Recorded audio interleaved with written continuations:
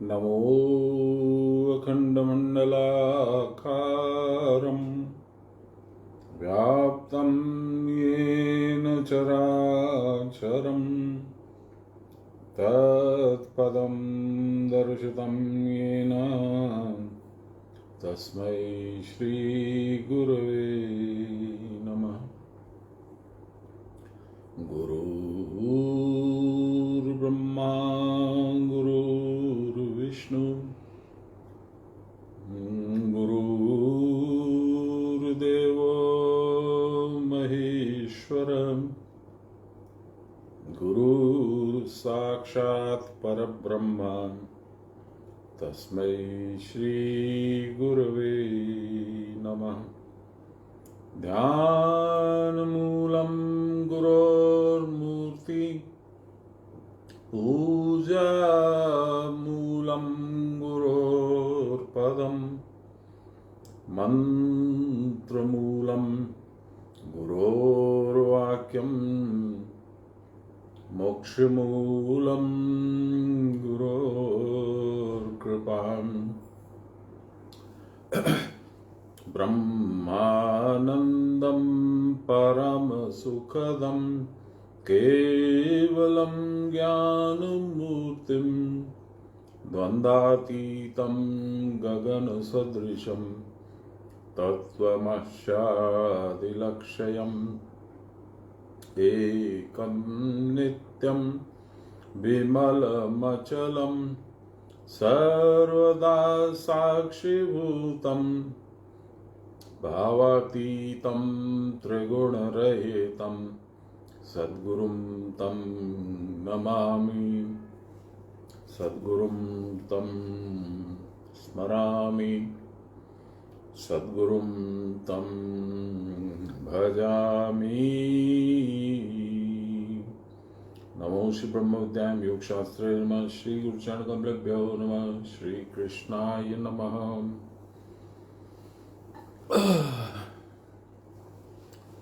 गत शनिवार को हम लोगों ने द्वादश अध्याय सारे श्लोकों को संपूर्ण कर लिया था।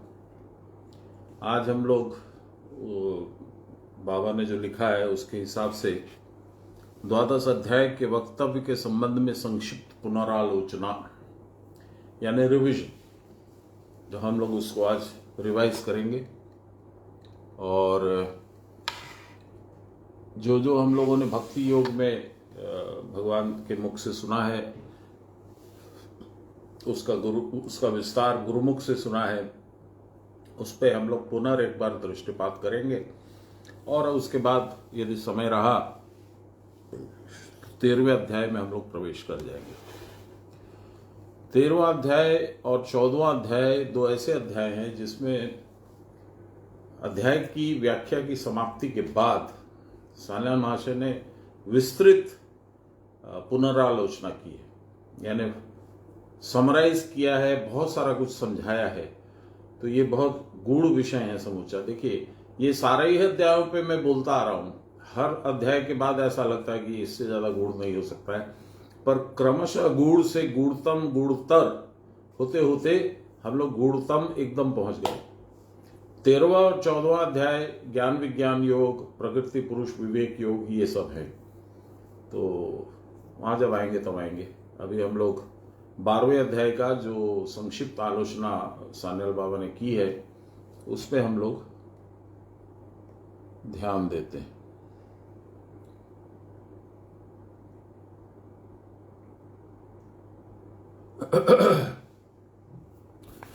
तो अंतिम जो श्लोक था 20 नंबर,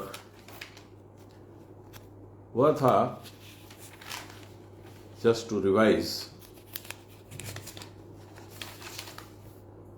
ये तु धर्मामृतमिदं यथोक्तं पर्युपासते श्रद्धानामत परमा भक्तास्ते अतीव मे प्रिया। भगवान कहते हैं, जो लोग पूर्वोक्त इस धर्म रूपी अमृत को परिपूर्ण रूप से अनुष्ठान करते हैं, यानी ये 30-40 जो भी गुणों का इन्होंने वर्णन किया भगवान ने, वह सब जिस व्यक्तित्व में पाए जाते हैं उनका, श्रद्धावान लोगों का, मतपरायण लोगों का, भक्तगणों का ऐसा जो भी है, जो इस तरह के अनुष्ठान करते हैं, उनको मैं अपना अति प्रिय मानता हूं।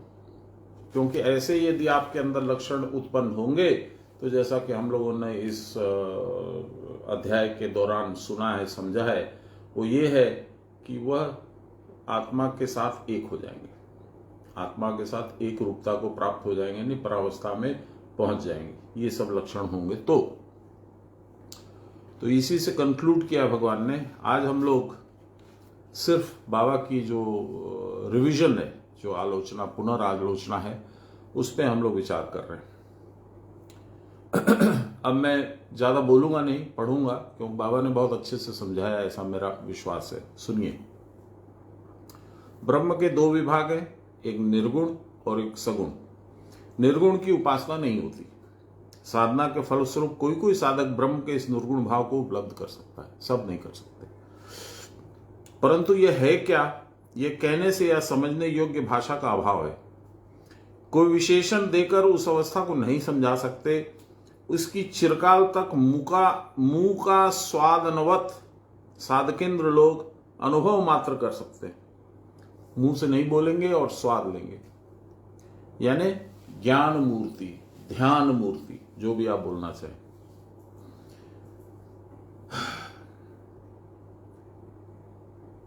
परंतु उसके स्वरूप का निर्देश करने का सामर्थ्य किसी में नहीं है। मेलोडी इतनी चॉकलेटी कैसे हुई, ये कोई कैसे बताएगा? मेलोडी खाओ, खुद जान जाओ, यही आशय है। परंतु सगुण की उपासना होती है, यह ब्रह्म का एकांश मात्र है। ये सिंपली वन पार्ट, सगुण इज वन पार्ट ऑफ निर्गुण ब्रह्म। यह सगुण उपासना दो प्रकार की है। अव्यक्त कुटस्थ की उपासना, कुटस्थ भी सगुण है, और व्यक्त की उपासना। व्यक्त की उपासना अधिकारी भेद से अनेक प्रकार की हो सकती है। कोई पाठ करेगा, कोई पूजा करेगा, कोई साधन करेगा, कोई अध्ययन करेगा, कोई जप करेगा, कोई कीर्तन करेगा, या कोई कॉम्बिनेशंस करेगा, ये भी, उनमें से सेलेक्टिव कॉम्बिनेशन। विश्व के भीतर जो अधिष्ठान चैतन्य विद्यमान है वह असंख्य नाम रूपों के द्वारा आवृत है। कोई उसको दुर्गा जी कहता है, कोई मां काली कहता है, कोई भगवान श्री कृष्ण कहता है, कोई कुछ कहता है। इस नाम रूप मात्र को अवलंबन करके जो उपासना प्रवर्तित हुई है वही सगुण उपासना है। मैं दुर्गा भक्त हूं, महाराष्ट्र में ज्यादा करके लोग गणेश भक्त हैं, पहाड़ों में अलग अलग देवियां हैं, उनकी उपासना होती है। जैसे नैनीताल नैना देवी के ऊपर आधारित है। सारे सगुण रूप हैं निर्गुण के, और अव्यक्त होने पर भी वह स्थूल है। एक ही वस्तु के रूप भेद से असंख्य नाम होने पर भी जैसे उसके स्वरूपगत भाव में द्वितीय का अस्तित्व नहीं रहता। एक ही आकाश घट भेद से विविध उपाधि ग्रहण करता है, तथापि आकाश जैसे विभिन्न नहीं होता, उसी प्रकार विश्व की जो मूल सत्ता या अधिष्ठान चैतन्य है वह प्रकाश मात्र ज्योति स्वरूप है। उसका अन्य कोई विशिष्ट नाम या कोई रूप नहीं है। इस कारण उसको कुटस्थ कहते हैं। यह कुटस्थ या सवित्री मंडल मध्यवर्ती नारायण ही विश्व रूप में प्रकाशित होते हैं। जो प्रत्येक जीव में कुटस्थ ज्योति के रूप में रहते हैं वही अंगुष्ठ मात्र पुरुष हैं, और वही बृहत कुटस्थ रूप से विश्वमय प्रतीत व्याप्त हो रहे हैं। इसलिए बृहत कुटस्थ को जिन्होंने देखा है वे जानते हैं कि इस जगत के समस्त नाम रूपमय पदार्थ उस ज्योति के भीतर प्रविष्ट होकर ज्योति स्वरूप हो जाते हैं। इस ज्योति के अंतर्गत पुरुष ही ध्येय है, तथा इस विराट विश्व के भीतर लाखों नाम रूप के वर्तमान होने पर भी वे नाम रूप जिसका आश्रय करते हैं, रूपवान उसको करके होते हैं, नाम युक्त होते हैं, उनके अंतराल में जो ज्योतिर्मय अंतर्यामी पुरुष रूप में वर्तमान है वही कुटस्थ रूप है, वही नारायण है। यह पुरुष ही विश्व का प्राण है। इसके केवल चैतन्य भाव को लक्ष्य करके इसको पुरुष या नारायण कहते हैं, और इसकी विविध शक्तियों को लक्ष्य करके इसको ज्योतिर्मयी, महादेवी, जगदम्बा इत्यादि कहते हैं। ब्राह्मण लोग इस गायत्री की उपासना करते हैं, वह भी इस विश्व प्राण जगदम्बा की ही उपासना है।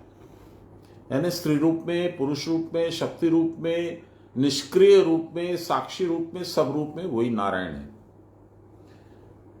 यह कुटस्थ ज्योति सबके भीतर वर्तमान रहने पर भी सबके सामने प्रकाशित नहीं है। आपके अंदर है पर आपको नहीं पता है। पानी में मीन प्यासी रे, मुझे सुन सुन आवत हासी रे, कबीरदास।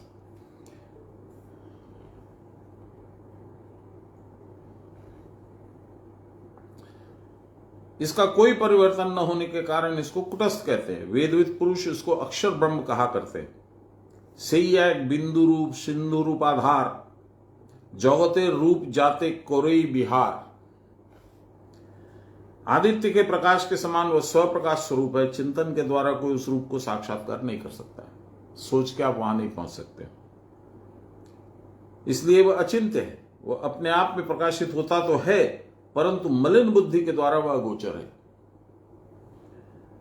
योग बल के द्वारा सुषुम्ना के मार्ग से प्राण को आवेशित करने पर उस द्योतनात्मक ज्योतिर्मय द्योतनात्मक परम पुरुष का दर्शन होता है। तो गीता के 8वें अध्याय में कहा जा चुका है, यह पुरुष ही जीव का उपास्य और मोक्षदाता दोनों है। चित्त स्थिर होने पर भी स्वरूप शून्य के समान अवस्था होती है। उसमें भगवान पहले निराकार से प्रतीत होते, परंतु वही अंतिम तत्व नहीं है।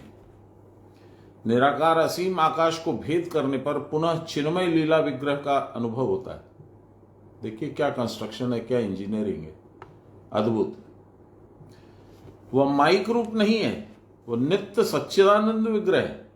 माया के द्वारा रचित रूप नहीं है, इसलिए फॉल्स नहीं है। वह सत्य चित्त आनंद विग्रह है, मूर्ति। इस रूप का वर्णन बिरले ही कर पाते, बहुत कम लोग बोल पाते। महाराज की इच्छा होती थी तो कभी कभी थोड़ा थोड़ा हम लोग को बतलाते थे।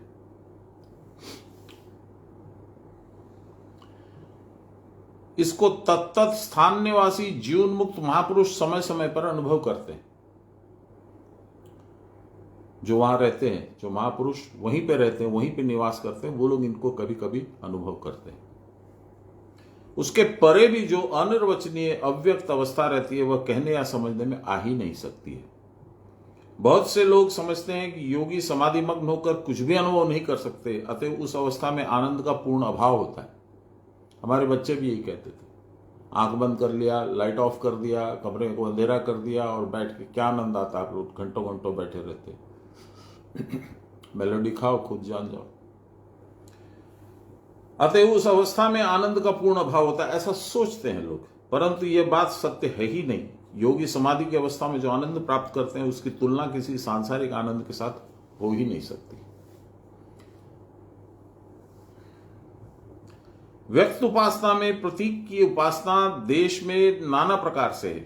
प्रतीक है, एक सामने में सिंबल है, शिव, शिवलिंग, पार्वती, पट, बहुत सारे सिंबल है। शिव को तो हम लोग त्रिशूल रूप में भी और नाग रूप में, बहुत सारे रूपों में, जिसकी जैसी भावना। सिद्ध साधनों की ध्यानावस्था में ये रूप पहले प्रकाशित होते हैं। अनादिकाल में किसी ऋषि ने, किसी मुनि ने ऐसा रूप देखा, उन्होंने बताया शिव का ये स्वरूप है, हनुमान का ये स्वरूप है, विष्णु का ये स्वरूप है। वैसी ही मूर्तियां बन गई। पश्चात वे जगत में प्रचारित होकर उपासकों की उपासना को सुकर बनाते हैं, इजी। याद रखना होगा कि यह सब रूप केवल कल्पना मात्र नहीं है। योगी लोग योग साधन के समय अंतः शरीर में इनका अनुभव करते हैं, परंतु जो नाम मात्र की पूजा करते हैं उनके सामने ये जड़ रूप में प्रतीत होते हैं। उसमें प्रतीक का कोई दोष नहीं है। जड़ बुद्धि साधक की जड़ता के कारण वह जड़ प्रतीत होता है। साधक की साधना में तीव्रता के द्वारा इन सारी जड़ मूर्तियों में चैतन्य का अधिष्ठान होता है। फिर से सुनिए ये शब्द, साधक की साधना में तीव्रता के द्वारा इन सारी जड़ मूर्तियों में चैतन्य का अधिष्ठान होता है। इसका मतलब क्या हुआ? एक होता है प्राण प्रतिष्ठा विधिवत, उसके सारे नियम हैं, कायदे हैं, कानून है, ऐसे करना होगा, ऐसे करना होगा, ऐसे करना होगा, सारे वेद वेदांत में, शास्त्रों में लिखे हुए। ये है प्राण प्रतिष्ठा। उसके बाद के भी बहुत सारे नियम है। जब प्राण प्रतिष्ठा हो गई तो ऐसा माना जाता है कि भगवान के प्राण उसमें हैं, तो उसी रूप में उनको पूजा करनी पड़ती है। उसका भी बहुत सारा नियम हो जाता है। एक होता है भाव प्रतिष्ठा। आपके मन में है कि ये हैं तो है। इसका बताता हूं मैं एक बहुत सुंदर उदाहरण। बाबा की मूर्ति जब वहां विराजमान हुई हमारे धनबाद घर में, तो कुछ दिनों के बाद मेरी सास आई और जैसे ही घुसी, बाबा की मूर्ति सामने में है तो दर्शन होना ही है।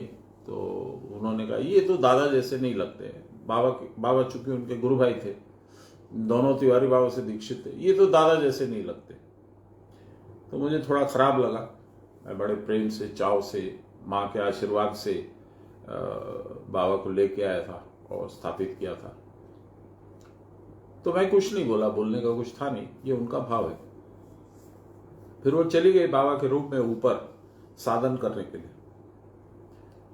मेरा साधन चूंकि हो चुका था, इसलिए मैं साधन करके अपने रूम में चला गया।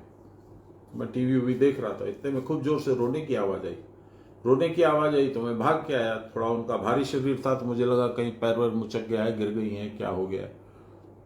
तो मैं देखा जमीन पे बाबा के सामने बैठी थी और रो रही थी। मैंने कहा क्या हुआ? इतना रो रही थी कि बोलने की स्थिति में नहीं थी। तो बहुत देर के बाद बोलते बोलते फिर उन्होंने कहा ये तो बाबा ही हैं। मैंने कहा वो कैसे हुआ? ये हृदय परिवर्तन आपका कैसे हुआ? बोले मैं जब उतरी वापस तो बोले कि भाभी मेरे को पान नहीं खिलाएगी। वो लोग जब कलकत्ता में उनसे मिलने जाते थे, जब भी मेरे सास और ससुर, तो इतना पान का ठोंगा ले जाते थे, उसमें 10-20 पान होते थे। बाबा भी खाते थे, वो लोग भी खाते थे, और ये रात भर गोष्ठी चलती थी उनके 2 बजे 3 बजे सुबह तक। तो वही उनको बाबा ने याद दिला दिया। तो बोली पान मंगाओ तुरंत। मैंने कहा कैसा पान खाते थे बाबा? बोले हल्का सा उसमें जर्दा रहेगा। पान आया, पान का भोग लगाया उन्होंने, प्रणाम किया, रोई खूब, उसके बाद मान गई। ये है भाव प्रतिष्ठा। इसी श्रृंखला में एक और किस्सा बताता हूं। मैं नाम बोलने की आवश्यकता नहीं है। किसी को कुछ कष्ट हुआ था, उसके पति जेल में थे, चारा घोटाला कांड था, और धनबाद के जो उस वक्त सीबीआई के ऑफिसर थे, जो आजकल दिल्ली में कमिश्नर होकर बैठे हैं, राकेश अस्थाना, उन्होंने वो अरेस्ट किया था। वो चारा घोटाले का अनुसंधान वही कर रहे थे, तो राकेश अस्थाना ने उनको अरेस्ट किया था। तो ये लोग सब धनबाद आ गए थे मेरे घर पे। कुछ लोग थे, कुछ लोग इधर उधर थे। तो जो अरेस्ट था, उसकी पत्नी ने मुझसे कहा बोल दीजिए बाबा को, बोल दीजिए बाबा छुड़ाएंगे। मैंने कहा देखो मैं तो बोल दूंगा, वो बोलना उचित भी है, लेकिन कष्ट तुमको है, और डॉक्टर को तुम नहीं बताओगे तो डॉक्टर क्या समझेगा कहां पे कष्ट है। तुम यहां पे बैठो, मैं साइड थोड़ा होके बैठता हूं, तुमको जो इच्छा हो उसे तुम सारा बोल दो, कुछ मत छिपाओ। क्या उसने बोला क्या नहीं बोला? मैंने कहा बाबा कष्ट हरिए, बस इतना ही बोला।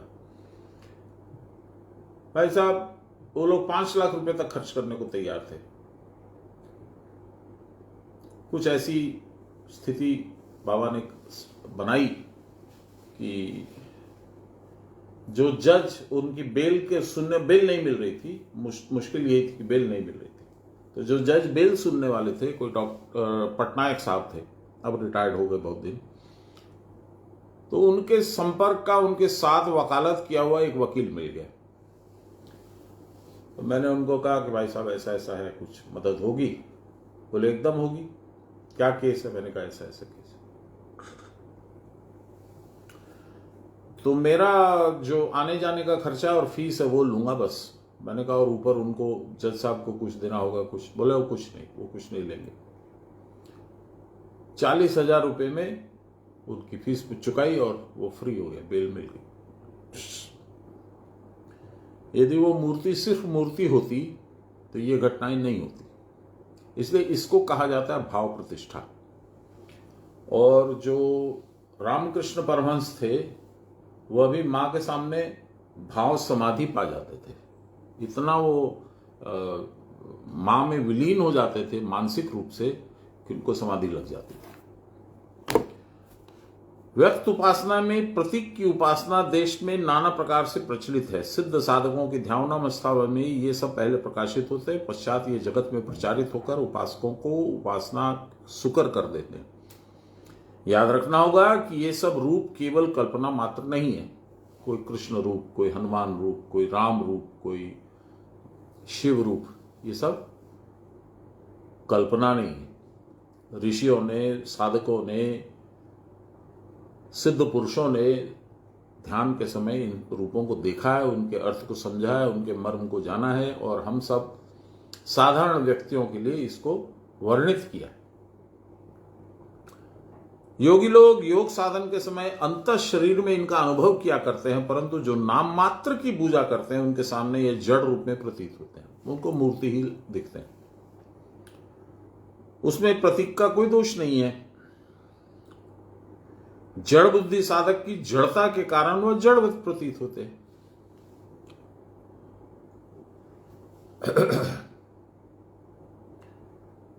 साधक की साधना में तीव्रता के द्वारा, जब आपकी साधना स्पीड से और लॉन्ग टाइम चलेगी और फुल कंसंट्रेशन के साथ चलेगी, तब कोई कोई साधक इस मूर्ति की उपासना करके भी कृतकृत हो जाते हैं।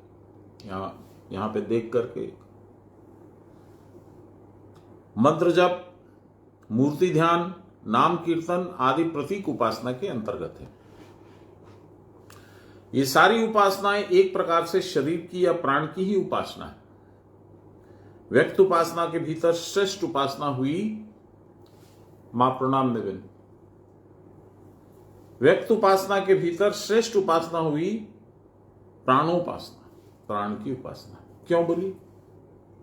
बाबा तो जवाब देंगे ही, थोड़ा सा आप भी सोचिए, प्राण उपासना श्रेष्ठ क्यों है?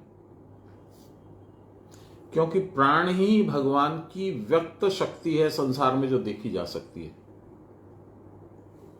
दूसरी कोई भी भगवान की शक्ति, कोई भी भगवान की कला आपको चर्म चक्षु से नहीं दिखेगी। प्राण का तो अनुभव करेंगे आप। यहां पे हाथ लगाएंगे तो नब्ज चलेगी, यहां पे सिर लगाएंगे, कान लगाएंगे तो दुख दुख सुनिएगा। ये प्राण है, ये भगवान की प्रत्यक्ष शक्ति है। इसको सूत्र आत्मा भी बोलते हैं।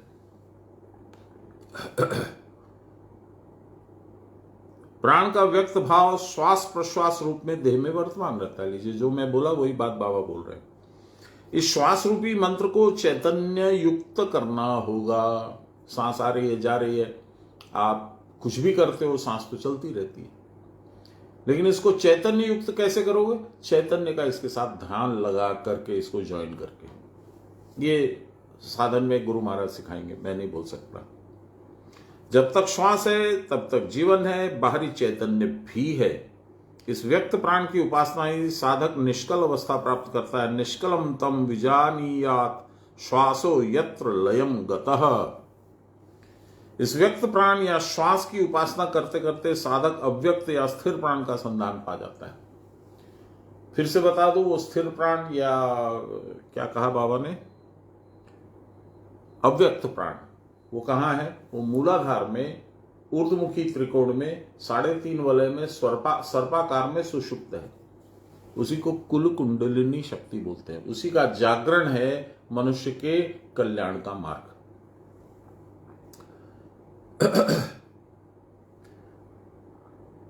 हाँ, तो इसकी उपासना करते करते व्यक्त प्राण श्वास प्रश्वास की उपासना करते करते साधक अव्यक्त या स्थिर प्राण का संधान पाता है, तभी उसका मंत्र चैतन्य होता है। ऐसी उपासना विफल नहीं होती। मालिक न रखे हक। आप सच्चे मन से सच्चा प्रयत्न यदि कीजिएगा तो साधन विफल नहीं हुआ। सभी इस अभ्यास के बल से सिद्धि प्राप्त कर सकते हैं। मैं सिर्फ इतना बोलता हूं, बाबा जो बोलते थे उसी को दोहराता हूं। बाबा बोलते थे, बहुत बार बोले, पार्वती जी ने शिव जी से पूछा कि आप तो त्रिलोक के मालिक हैं, सारे जीव आपके अधीन हैं, तो इन लोगों के कल्याण के लिए क्या किया आपने? कुछ व्यवस्था की है? तो शिव जी ने कहा कि हाँ। और शिव जी ने मां पार्वती को बताया, शिवादि कृमि पर्यंतम प्राणिनाम प्राण वर्तते निश्वास श्वास रूपेण मंत्रोयम वर्तते प्रिय। शिव से लेके कृमि यानी बैक्टीरिया तक सबके अंदर श्वास निश्वास रूप में चल रहा है प्राण।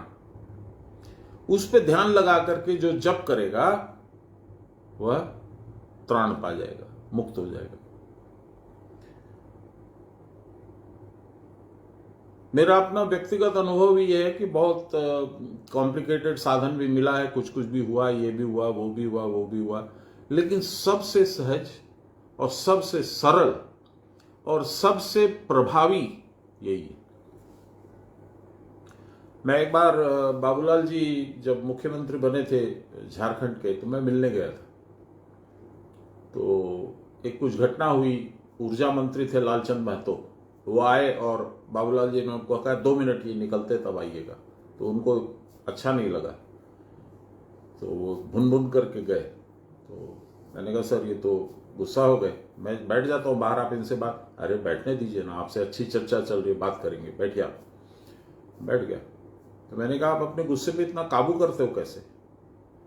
तो बोले जब मैं छोटी उम्र में था तो मेरे गुरुजी थे, उन्होंने बोला था कि सांस सांस में राम राम राम राम करो जब गुस्सा आएगा। तो मैं वही करता हूं। कोई घटना हो जाती है, देखिए बाबूलाल जी अपने जिस शरीर में थे, आदिवासी शरीर में थे, तो उसमें थोड़ा पीने का भी खाने का भी ये सब उनका था, पर गुण भी बहुत जबरदस्त थे उनमें। गजब का धैर्य, गजब का गुस्से को कंट्रोल करने की शक्ति, ये सब उनमें था। तो ये गुरु के बिना नहीं होता है। एनीवे, आगे बढ़े। मुक्ति प्राप्ति के लिए 40 प्रकार से गुण साधकों के लिए, ये 40 प्रकार के गुण अभी जो बाबा बताएं 12वें अध्याय में, हम लोगों ने देखे सारे एक एक करके। निर्वैर, क्षमी, सर्वारंभ परित्यागी, अनिकेत, सुचिरदक्ष, इस तरह के जितने गुण हैं वो 40 गुण बताए। वो 40 प्रकार के गुण साधकों के लिए नितांत संपादनीय है, वो आना ही है, उसको आपको अपने अंदर उन गुणों को रखना है। ये 12वें अध्याय का विशिष्ट उपदेश है। साधक के साधनाभ्यास के फलस्वरूप ये सारे गुण एक एक करके प्रकटित होंगे, धीरे धीरे आने लग जाएंगे अपने आप अंदर में। आपको विशेष प्रयास साधन के अलावा नहीं करने की जरूरत है। सिद्धावस्था में सिद्ध के स्वाभाविक लक्षण के रूप में ये सारे गुण सर्वदा वर्तमान रहते हैं। भक्त साधक को अपने अपने सामर्थ्य के अनुसार क्या क्या करना होगा, इसकी भी एक बार हम लोगों को आज आलोचना करनी चाहिए। बाबा बोल रहे हैं, मैं नहीं बोल रहा हूं। एक, जो अव्यक्त की उपासना नहीं कर सकते। सबसे बड़ी मुश्किल क्या है? अव्यक्त के ऊपर में आप ध्यान कैसे लगाओगे? आपको कुछ आधार चाहिए। भगवान कृष्ण आधार हो गए, हनुमान जी हो गए, दुर्गा जी हो गई, शिव मूर्ति हो गई, शिवलिंग हो गया, कुछ एक आधार चाहिए। लेकिन ना, साधन में अव्यक्त की पूजा है। वो कैसे है? जो साधक है उनको मालूम है। व्यक्त की उपासना करते हैं जो अव्यक्त की उपासना नहीं कर सकते। वे गुरु उपदेश के अनुसार दूसरे और मन न देकर क्रिया करते चले। जो सगुण की उपासना करते हैं वो और इधर उधर ध्यान नहीं दे, क्रिया करें। इससे वे अतिशीघ्र आत्मस्थ हो सकेंगे, अर्थात मृत्यु संसार रूप यह देह ज्ञान उनको न रहेगा। उनका प्राण मस्तक में स्थिर होते ही क्रिया की परावस्था रूप अवरुद्ध अवस्था प्राप्त हो जाएगी, प्रकाशित हो जाएगी, प्राप्त नहीं होगी। इसलिए स्थिर कुंभक के साथ प्राण को निशेष रूप से मस्तक में अर्थात सहस्रार में उठाना होगा। इससे फिर जन्म मरण का अभिनय करने के लिए संसार में पुनः पुनः आवागमन नहीं करना पड़ेगा, यानी मोक्ष।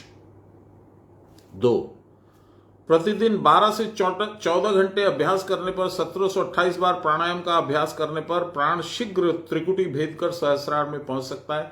कलयुग में बस एक हमारे गुरु महाराज जी जानता हूं मैं जो करते थे, बाकी मैं किसी को नहीं जानता हूं। मैंने और किसी को नहीं देखा इस तरह से इतना इतना लंबा लंबा अभ्यास करते। पर बाबा ने कहा है, इसलिए हम लोग पढ़ भी रहे हैं, सुन भी रहे हैं। कर सको तो करो। प्रतिदिन 12 से 14 घंटे अभ्यास करने पर 1728 बार प्राणायाम का अभ्यास करने पर प्राण शीघ्र त्रिकुटी भेद कर सहस्रार में पहुंच सकता है। इस प्रकार के तीव्र अभ्यास में असमर्थ होने पर जहां तक हो सके अभ्यास करो। 14 घंटे नहीं कर सकते 12 करो, 12 नहीं कर सकते 10 करो, 10 नहीं कर सकते 8 करो, करो। और प्राण में या श्वास में लक्ष्य रखो, सब काम करो और उनके साथ साथ श्वास में लक्ष्य भी रखो। इससे भी चित्त स्थिर होकर विश्व भ्रमण से और विषय भ्रमण से विरत हो जाएगा। इस प्रकार के अभ्यास के फलस्वरूप चित्त क्रिया की परावस्था में रहकर कर्म करने में समर्थ हो जाएगा। 3, यदि क्रिया की परावस्था में रहकर कर्मादि न कर सको तो सब प्रकार के कर्म तो करो, परंतु संयम के अभ्यास के साथ उपयुक्त साधन में सब प्रकार से कर्म करने की प्रवृत्ति नष्ट हो जाती है।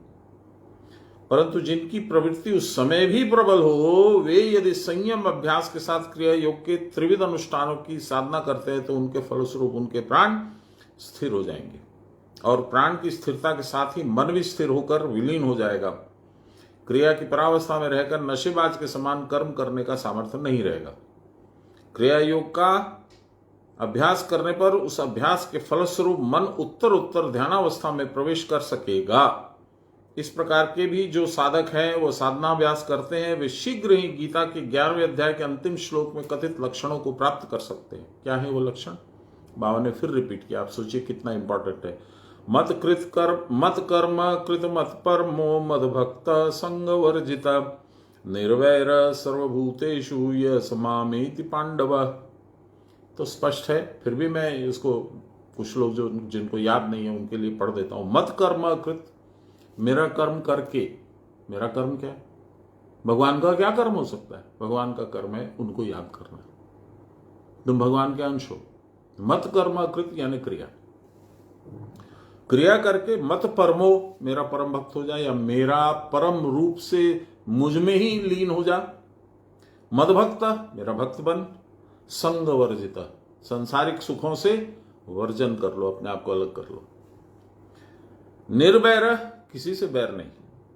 सर्वभूतेषु, निर्वैर सर्वभूतेषु, सबसे, सारे प्राणियों से किसी से बैर न रखो।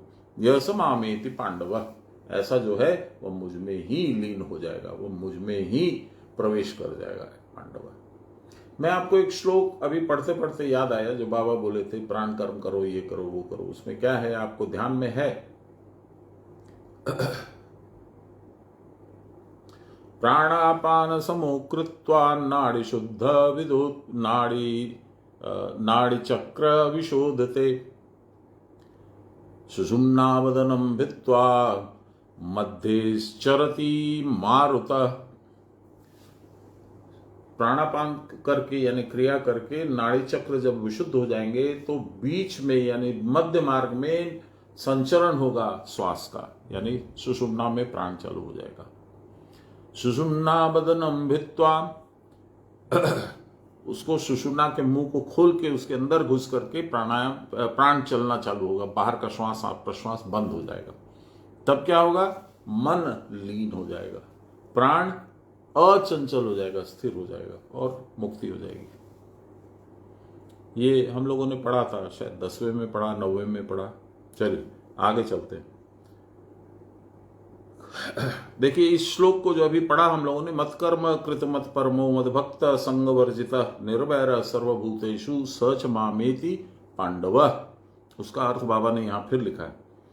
कर्म करके भक्त साधक को अहंकार नहीं होना, उसका अर्थ नहीं है, अलग ही बोल रहे हैं। कर्म करके भक्त साधक को अहंकार नहीं होता, सब कुछ भगवत प्रेरणा जान पड़ती है। मैंने जो किया वो मैंने नहीं किया, उन्होंने करवाया। अतः उन सब कर्मों को करके वे सुख दुख के भागी नहीं होते, क्योंकि वो तो उन्होंने कराया। मैं तो नौकर हूं, वही तो मेरे मालिक हैं। 2, आत्मा के सिवा दूसरे और मन देने पर प्रकृत कल्याण नहीं होगा, यह समझकर भक्त दृढ़ता पूर्वक भगवत भजन करते हैं और उनको ही आश्रय करके रहता है। 3, जो इस प्रकार का भक्त है वही संग वर्जित हो सकता है। जीव का संसार के प्रति बड़ा आकर्षण होता है, मैं लाभान्वित होऊंगा, मुझे ये लाभ होगा, यह सोचकर जीव सारे कर्म करता है। परंतु भगवत भजन करते करते भक्त का संसार के प्रति यह आकर्षण भी नहीं रह जाता। तब ऐसा जान पड़ता है कि भगवत प्रेरित होकर ही सब कार्य मैं कर रहा हूं। भगवान की प्रेरणा है, भगवान की इच्छा है, भगवान का आशीर्वाद है, इसीलिए काम हो रहा है। उसके शुभ अशुभ फल की और उसकी दृष्टि नहीं रहती। सर्वारंभ परित्यागी, काम स्टार्ट किया नहीं उसके पहले भगवान को अर्पण कर दिया, तू जाने ऐसा हो रहा है। 4, सर्वभूत में उनका वैर भाव नहीं रहता, किसी से द्वेष नहीं है। यह सब देह में और सब वस्तुओं में आत्मदर्शन करते हैं। भगवान का आदेश भी है। क्या है आदेश भगवान का? यो माम पश्यति सर्वत्र, जो मुझे सब जगह देखता है। सर्वंच मयि पश्यति, सबके अंदर भी मुझे ही देखता है। ये भगवान का आदेश है। वही देखता है, वही मुक्त हो जाता है। और उसको मैं नष्ट नहीं करता हूं, यानी उसको पुनर्जन्म नहीं देता हूं, उसको मोक्ष मैं अपने आप पास ले रहा हूं। और सनम स च न में प्रणश्यते, वह मुझे भी नष्ट नहीं करता। भगवान को नष्ट आप जानते हो नहीं कोई कर सकता। भगवान को नष्ट होने का मतलब उसकी स्मृति से भगवान ओझल नहीं होते, यानी नष्ट नहीं होते। वह सब देहों में और सब वस्तुओं में आत्मदर्शन करते हैं, इसलिए उनका लक्ष्य सदा जीवों के कल्याण के प्रति रहता है। तब उनके लिए आत्मा का अदर्शन कहीं भी नहीं रहता। अदर्शन, नॉट एबल टू सी, ऐसा नहीं है। सब लोगों में, सब चीजों में वो देखते हैं। आगे चलते हैं। अक्रोध, परमानंद और क्षमा साधुओं के लक्षण हैं। स्थित प्रज्ञ हुए बिना ये सब लक्षण किसी में नहीं घटते। सर्वभूत के समदर्शन और ब्रह्म में सर्व कर्म अर्पण हुए बिना निश्रेयस प्राप्त नहीं होता। तथापि संसार की नियम श्रृंखला की ओर लक्ष्य रखकर साधु लोग दुष्ट के दमन और शिष्ट के पालन का उपदेश देते हैं। ये संसार का नियम है, इससे परे साधु भी नहीं है। उसमें उनको कोई न लाभ है, न नुकसान है, न आनंद है, न क्लेश है, पर यह करना पड़ता है। इसके ऊपर मैं कहानी सुना देता हूं। एक अजगर था, वो आसपास में जो भी जीव फटकता था उसको मार देता था। एक आध खाने से उसका पेट भर जाता था, पर वो मारता था 10-20। एक बार एक साधु गुजर रहा था वहां से, तो उस पर भी वो झपटा, पर साधु का शांत और स्निग्ध चेहरा देख करके वो अटक गया। फिर साधु ने बोला, ये तू क्यों करता है? बोला, मेरा स्वभाव है, क्या करूं?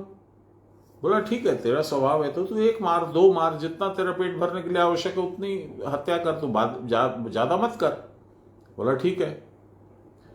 साधु कहीं चले गए। वापस जब लौट के आए तपस्या से काफी दिनों के बाद, तो देखे वो मृतप्राय हो रखा था अजगर। साधु ने बोला, ये तेरा क्या हाल हो गया? बोले, आप ही ने तो बोला था, उसीलिए तो हाल हुआ। बोला, मैंने क्या बोला था? बोलेगा, तू 1 से ज्यादा की हत्या मत कर। साधु बोला, हाँ, ये तो मैंने बोला था, तो उसके चलते तुम्हारी ये दुरावस्था क्यों है? बोले, अब मुझसे कोई डरता नहीं है। गांव के बच्चे आ जाते हैं, कोई आ जाता है, लाठी मार देता है, पत्थर मार देता है, कुछ फेंक देता है मेरे पे, खाने मिलता नहीं है। साधु ने कहा, अरे मैंने तेरे को कहा था हत्या मत कर, पर मैंने ये कब कहा था कि लाल आंखें मत दिखा, फुफकारना बंद कर दे? ये तो बोला नहीं था। वो तेरा स्वभाव है, वो कर। तो ऐसा ही है, जीवन में रहने के लिए जो बाहरी आडंबर आपको करना वो करिए, अंदर में आप कितने सरल हैं, नम्र हैं, वो बताने की जरूरत नहीं है किसी को।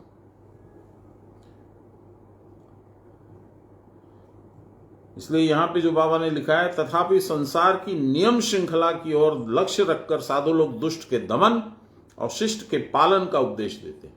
यही बात इसीलिए याद आया। अतएव अवस्था विशेष में क्षमा और क्रोध दोनों दिखलाना पड़ता है। भक्त प्रहलाद के सामने पौत्र बलि ने कहा था, न श्रेय संततः तेजो न नित्यम श्रेयसी क्षमा। सर्वदा तेज या क्षमा प्रकट करना भी श्रेयस्कर नहीं है। अवस्था विशेष में ही इनका प्रयोग होना चाहिए। ये किसने कहा था? भक्त प्रहलाद ने कहा था अपने पौत्र राजा बलि से। साधक का जीवन है साधु जीवन। साधु जीवन यापन किए बिना चरित्र बल की प्राप्ति नहीं हो सकती। कैरेक्टर नहीं बिल्ड होगा, लूज कैरेक्टर हो जाएगा। इंद्रियां विषयों को प्राप्त करते ही यदि उनकी ओर धावमान होती है तो समझ लो कि अभी भगवत प्राप्ति बहुत दूर है।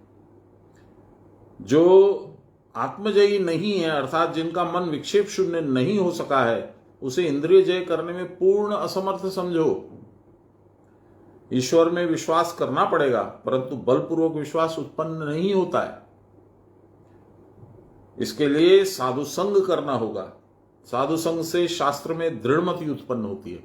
आपको ध्यान आएगा नवदा भक्ति, रामचंद्र जी ने माई सबरी को नवदा भक्ति का उपदेश दिया था, उसके बाद उनकी गति हो गई थी, वो भगवान में लीन हो गई। आपको ध्यान होगा वो उसमें यही है। सबसे पहली भक्ति उन्होंने बताई साधु संग। प्रथम कर संतन के संगा, दूसरी रति प्रभु कथा प्रसंगा। भगवान की कथा में तुमको अपने आप रति आने लगे, यानी आनंद आने लगेगा, इंटरेस्ट आने लगेगा। तब समझना कि तुम्हारी भक्ति अब थोड़ी थोड़ी दृढ़ हो रही है। तीसरी भक्ति गुरुपद पंकज सेवा, तीसरी भक्ति अमान। बाबा बोलते थे गुरु कोई हाड़ मांस का शरीर तो है नहीं, तो तुम उनकी चरणों की सेवा करोगे तो क्या मतलब हुआ? गुरु कौन है तब? गुरु है प्रणव अक्षर, ब्रह्माक्षर जिसको बोलते हैं। तो ब्रह्माक्षर के चरण क्या हुए भाई? ब्रह्माक्षर के चरण है प्राण। यही व्यक्त शक्ति है भगवान की, जो हम लोग को दिखती है, अनुभव करते हैं हम लोग। अरे इसका प्राण चल रहा है, इसको प्राण है, इसको प्राण नहीं है ना? और जब प्राण नहीं है तब क्या होता है? प्राण चल के चला जाता है और कहीं दूसरे शरीर में प्रविष्ट होकर के नया शरीर ले लेता है। इसीलिए प्राण जो है उसके ये जो ब्रह्माक्षर है, जिसको हम लोग ब्रह्माक्षर प्रणव बोलते हैं, उसके चरण है प्राण। उसी पे सवार होकर के ब्रह्म यानी आत्मा निकल करके दूसरा शरीर धारण करता है। तो तीसरी गुरुपद पंकज सेवा, तीसरी भक्ति अमान। चौथा मंत्र जाप कर दृढ़ विश्वासा। जब तुमको मंत्र मिल गया गुरु से तो उसका जाप करो, पूरा संपूर्ण समर्पण रखो, पूर्ण भक्ति रखो, पूर्ण विश्वास रखो। और यदि सच्चा मंत्र होगा, सच्चे गुरु से मिला होगा, तो क्या होगा? मंत्र जाप कर दृढ़ विश्वासा, मंत्र सुही जो वेद प्रकाशा। यहां पे तुम्हारे ज्ञान उत्पन्न होगा। इसी को इसलिए इसकी तृतीय नेत्र को ज्ञान चक्षु भी बोला जाता है। ऐसे ही है। 9 भक्ति उन्होंने बताई रामचंद्र जी ने, शबरी मैया ने लीन होकर के भगवान के अंदर प्राण अपने प्रविष्ट कर दिए। इसके लिए साधु संग करना पड़ेगा। साधु संग से शास्त्र में दृढ़मति उत्पन्न होगी, तब भगवान को शास्त्र और गुरुवाक्य के अनुसार मुक्ति के साथ समझने की चेष्टा होगी। अभी तुमको मालूम है गुरु क्या है, भगवान क्या है? नहीं मालूम। Are you bothered? नो। कभी कभी लगता है कि पता रहता तो अच्छा होता, अब 5 मिनट में भूल जाता हूं भगवान कौन है, क्या है, मुझे क्या लेना देना है। जो भी है चल रही है, मेरी गाड़ी तो चल रही है। भगवान है तो देख ही रहे होंगे, मुझे विशेष कोई अट्रैक्शन नहीं है। यही मूर्खता करता है आदमी, इसीलिए बार बार जन्मता है, बार बार दुख पाता है। तब भगवान को शास्त्र और गुरुवाक्य के अनुसार युक्ति के साथ समझने की चेष्टा करनी पड़ती है। प्रतिदिन क्रिया करो, ध्यानाभ्यास करो, इससे प्राण मन बुद्धि स्थिर होगी। बुद्धि जितनी स्थिर होगी उतना ही परमानंद का अधिकारी बनकर तुम यह समझ सकोगे कि परम पद क्या वस्तु है। बाहरी कार्य जिसको करना अनावश्यक है उसे करना ही होगा। खाना ही है, नहाना ही है, कोई आया तो उससे मिलना ही है, उसको भोजन कराना ही है, तो बाहरी काम तो करना होगा। परंतु यह दृढ़ लक्ष्य रखना पड़ेगा कि कहीं बाहरी काम में मन आसक्त न हो जाए। क्रिया की परावस्था के बिना यद्यपि समदर्शन ठीक नहीं होता, समदर्शन बैलेंस, तथापि विचार के द्वारा यह जानकर कि सर्वभूतों में वह एक ही आत्मा विराजित है, सबके प्रति श्रद्धालु हो सकते हो और सदैव सहृदय व्यवहार कर सकते हो। जीवन को शास्त्रानुशासन में नियमित करो। शास्त्र का जो अनुशासन है, शास्त्र जैसे बोलता है वैसे चलना, वैसे बोलना।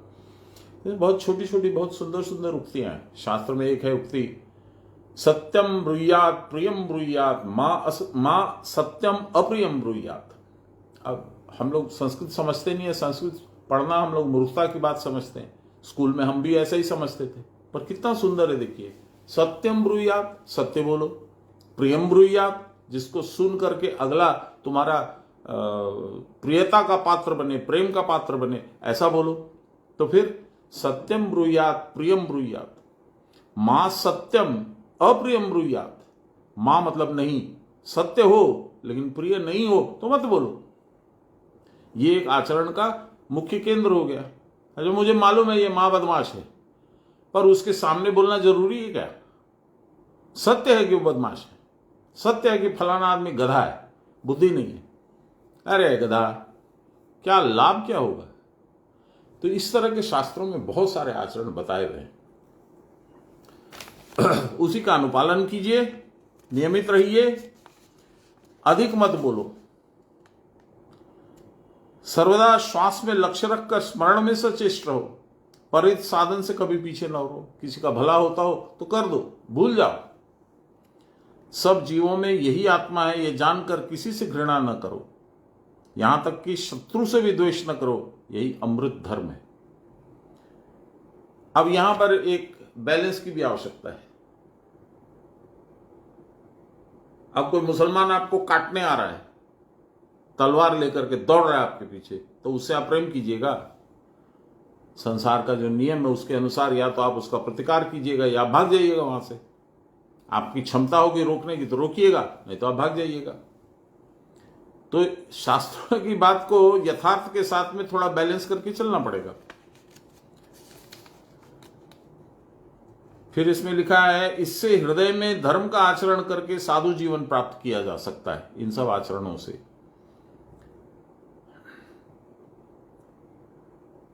हृदय में गौणी भक्ति पश्चात मुख्या भक्ति आकर उपस्थित होती है। दुष्चरित्र और अशांत व्यक्ति की साधना निष्फल है, इसलिए इंद्रिय, मन और देह की सर्वदा पवित्र रखने की चेष्टा करो। चरित्रवान हुए बिना केवल शास्त्र पढ़ने से विवेक उत्पन्न नहीं होगा। देखिए, मैं आपको याद कराऊं, मंदार मंदिर में जो शिव मंदिर है उसके बाहर में क्या लिखा है? शिव जी ने एकदम स्पष्ट कहा है, न विरतो दुश्चरित, न शांतो, न समाहित, न प्रशांत मनसो वापी प्रज्ञा नयनम न मुआप्नुयात। देखिए क्या बोला? न विरतो दुश्चरित, दुश्चरित्र यानी बैड कैरेक्टर से अलग नहीं हुआ, यानी अब गुड कैरेक्टर की तरफ नहीं बढ़ा। न शांतो, उच्छृंखल है, कुछ कुछ उल्टा पुल्टा करते रहता है। न समाहित, अपने आप में नहीं रहता है। न प्रशांत मनसो वापी, उसका मन भी शांत नहीं है, प्रशांत नहीं है। प्रज्ञा नयनम न मुआप्नुयात, ये जो ज्ञान चक्षु है, प्रज्ञा, प्रज्ञा माने ज्ञान, नयनम माने चक्षु, प्रज्ञा नयनम न मुआप्नुयात, नहीं दूंगा मैं ऐसे व्यक्ति को। यही यहां पे जो बाबा बोल रहे हैं वो यही बोल रहे हैं कि तुम ऐसे बनो कि ज्ञान चक्षु तुम्हारे खुल जाए, भगवान खोल देंगे। चरित्रवान हुए बिना केवल शास्त्र पढ़ने से विवेक उत्पन्न नहीं होता। प्रकृत श्रद्धा और विवेक उत्पन्न होने पर अपने आप भजन में दृढ़ता आती है। दृढ़ता जब तुम्हारा बाहर और अंदर एक जैसा हो जाएगा तो मुंह से जो बोलोगे वो तुम्हारे अंदर से भी तुम्हारे वही आवाज आएगी, वैसी ही फीलिंग होगी, वही भाव होगा। भाव नहीं हुआ तो भजन इज सो मच साउंड, खाली नॉइज। नॉइज का कोई वैल्यू नहीं है, भगवान के घर में वो पहुंचेगा ही नहीं।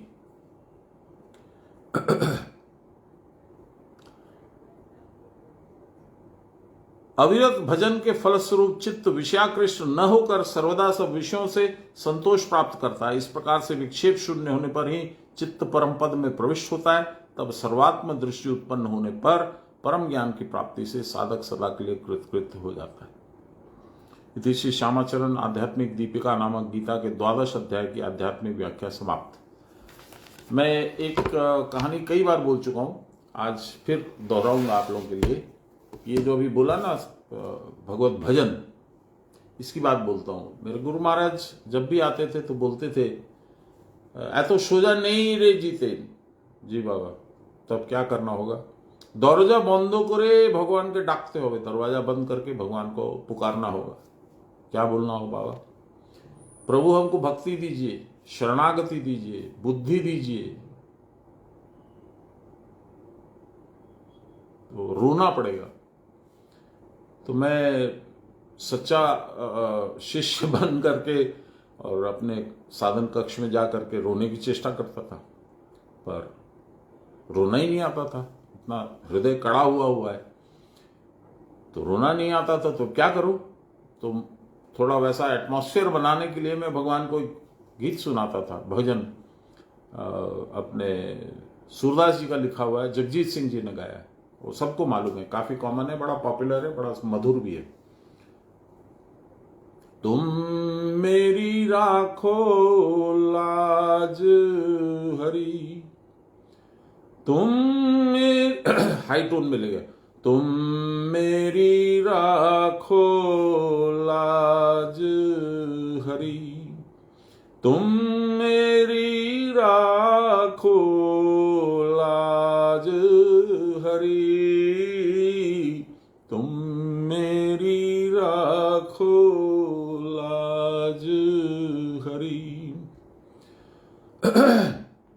दारा सुत धन मोह लिए हैं, सुध बुध सब विसरी, तुम मेरी राखो लाज हरी।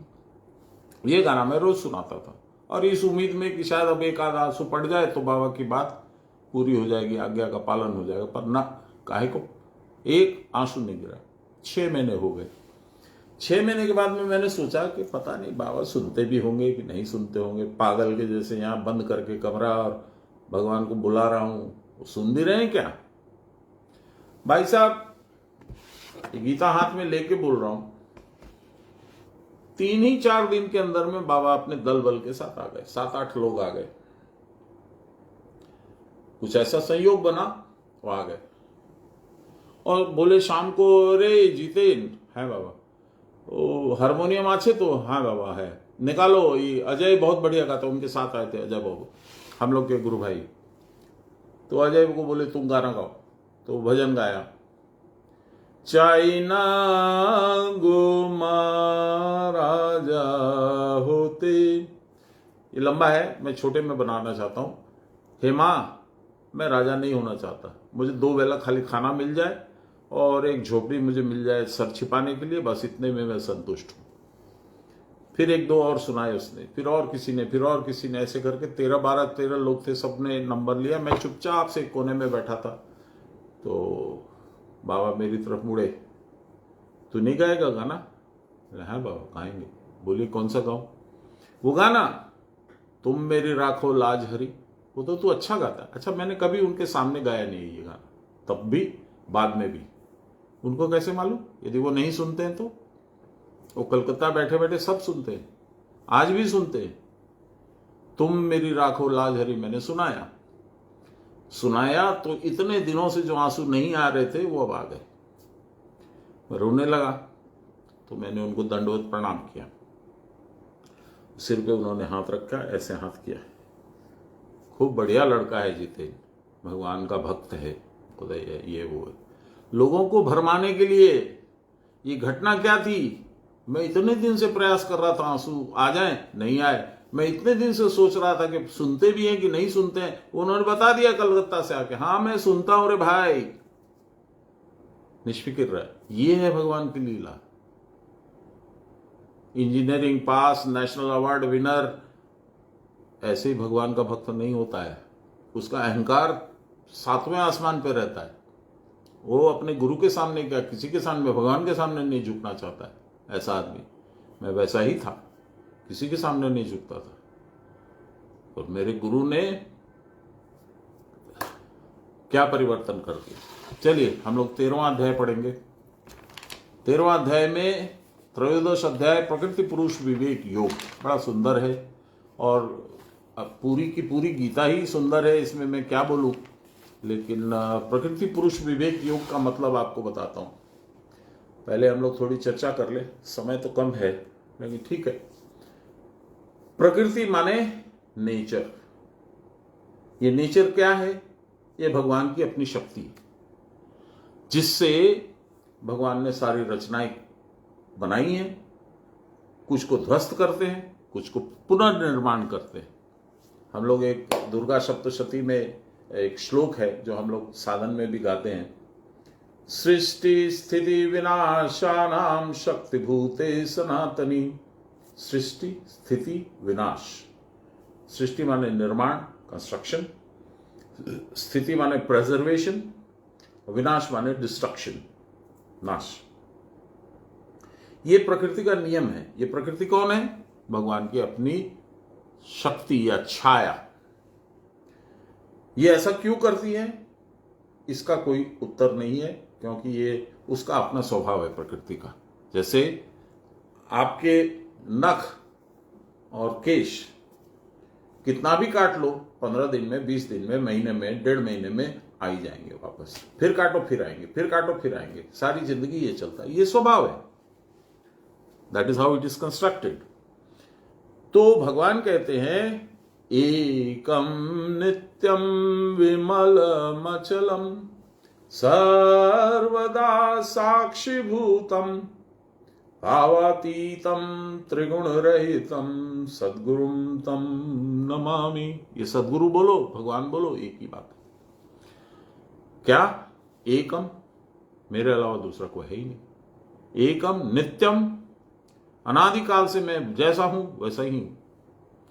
एकम नित्यम विमलमचलम, विमल विगत हो गया जिसका मल, उसमें कोई मल नहीं है, किसी तरह का दाग नहीं है, किसी तरह की दुर्गंध नहीं है, किसी तरह का दोष नहीं है। अचलम, जहां हूं वहीं हूं, अचल, नॉन मूविंग। एकम नित्यम विमलम अचलम सर्वदा साक्षीभूतम, मैं खाली देखता हूं। चूंकि मैं हूं इसलिए प्रकृति अपना काम करती है, और उसका काम क्या है? सृष्टि स्थिति विनाश।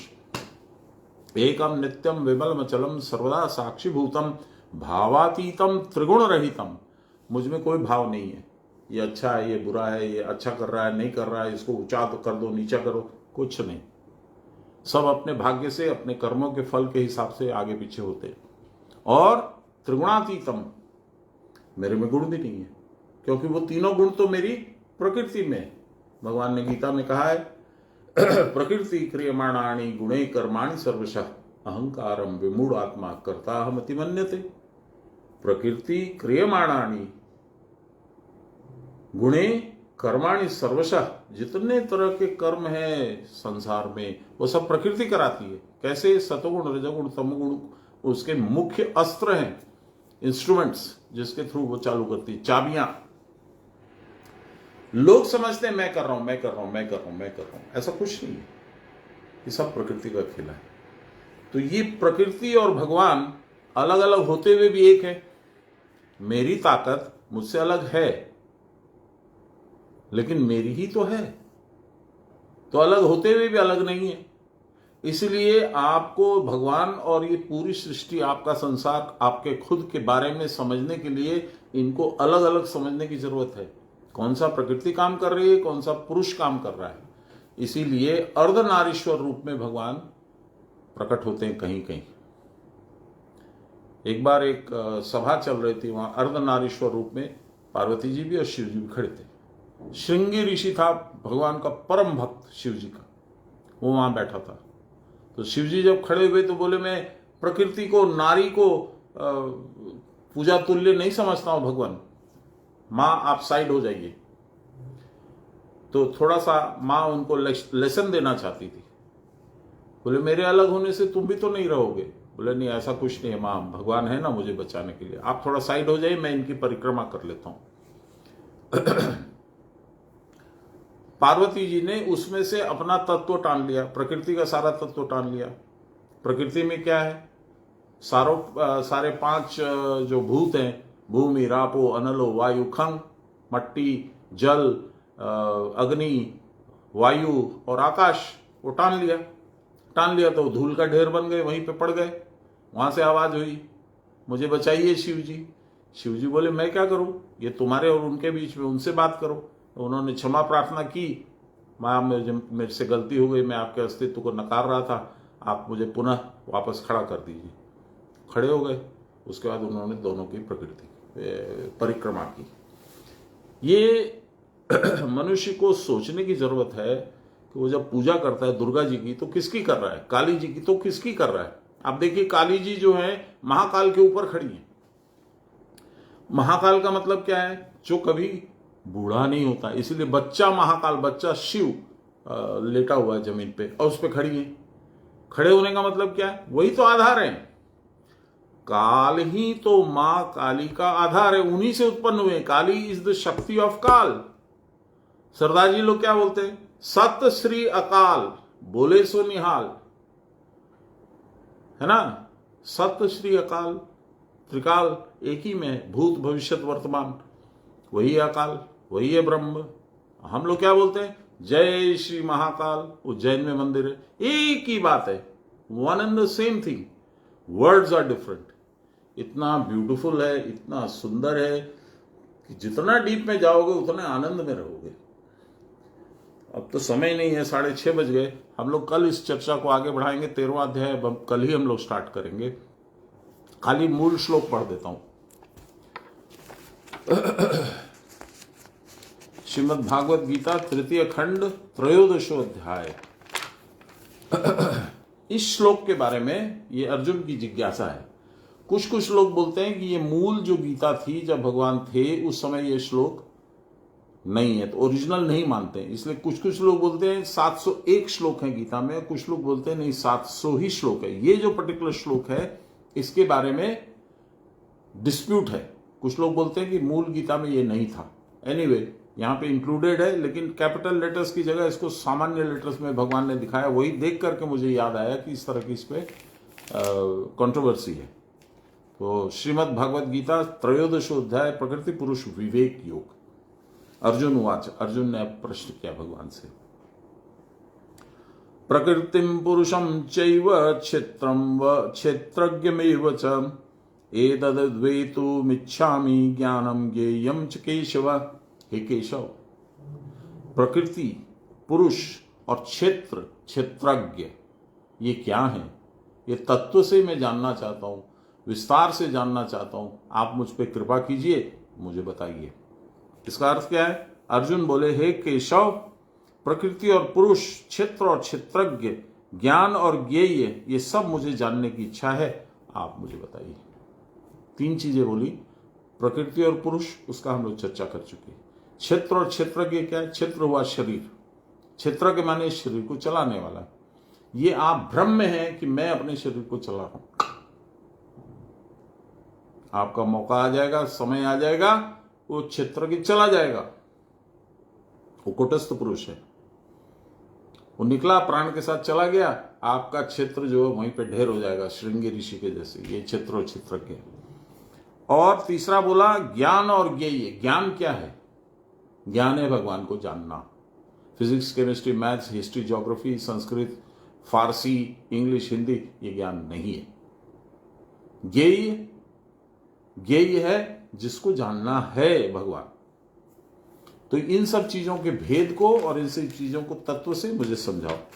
तो ये श्लोक जो है इसकी व्याख्या नहीं है, इसलिए कि इसको बाबा भी शायद बोलते हैं कि ये है कि नहीं है, डाउटफुल है।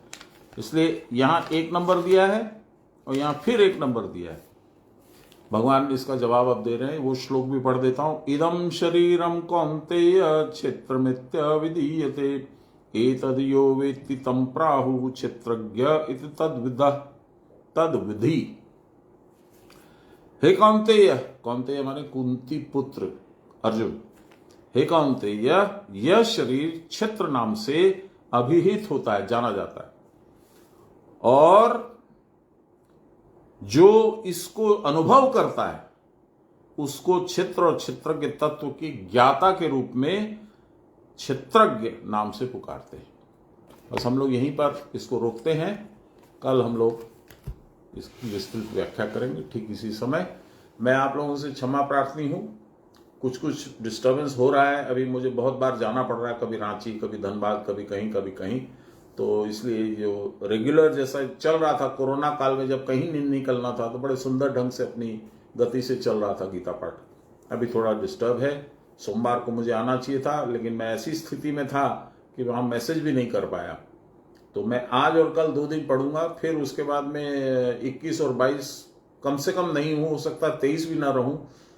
तो उसके बाद फिर सोमवार को हम लोग मिलेंगे इसी टाइम पे 5:30 से 6:30। बस यही बोलना था और माफी मांगनी थी आप लोगों से। ब्रह्मार्पणम ब्रह्म हविर्ब्रह्माग्नो ब्रह्मणाहुतम ब्रह्मैव तेन गंतव्यम ब्रह्म कर्म समाधिनाम नमो श्री ब्रह्म विद्यां योग शास्त्रे नमः। श्री गुरु चरण कमलेभ्यो नमः। श्री कृष्णाय नमः। श्री कृष्ण गोविंद हरे मुरारे, हे राम नारायण वासुदेव। श्री गुरु चैतन्य हे आत्मदेव, हे मात दुर्गे हर विश्वनाथ। सर्वे भवन्तु सुखिनः, सर्वे सन्तु निरामयाः, सर्वे भद्राणि पश्यन्तु, मा कश्चित् दुःखभाग् भवेत्। असतो मा सद्गमय, तमसो मा ज्योतिर्गमय, मृत्योर्मामृतं गमय, आविराविमहीधि। बोलिए प्रेम से गुरु महाराज की जय, परम गुरुदेव की जय, परात्पर गुरुदेव की जय, परमेष्ठि गुरुदेव की जय, गुरु माता की जय, सब संतन की जय, सब देवन की जय, सब भक्तन की जय। हर हर महादेव। कल मिलते हैं 5:30 बजे। जय गुरु।